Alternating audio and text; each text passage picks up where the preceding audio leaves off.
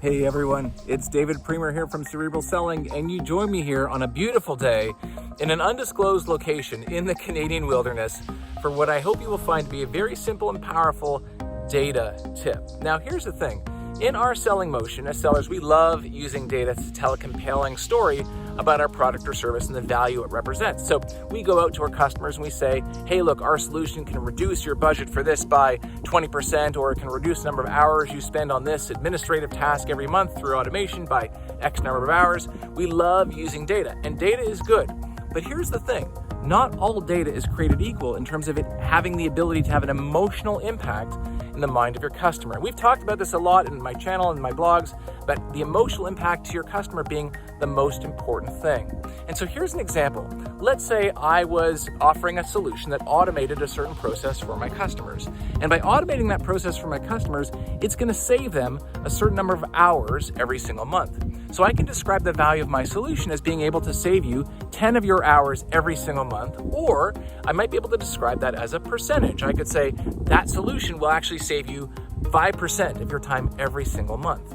Now, those two numbers might be mathematically equivalent, but they are not processed in the same way in the mind of your buyer. Why? Because I can picture what I would do with 10 hours of my time.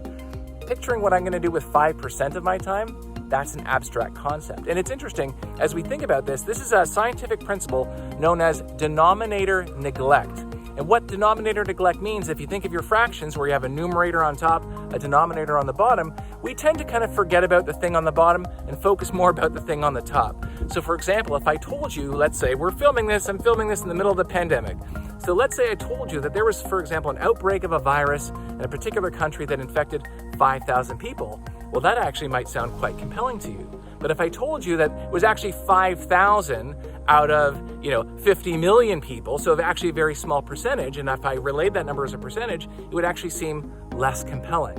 So the trick here for you is when you're relating numbers to your customers and clients through your stories and value propositions and so on, make sure that you are picking data that resonates emotionally in the right way, making sure it's tangible. It's something that your clients can picture.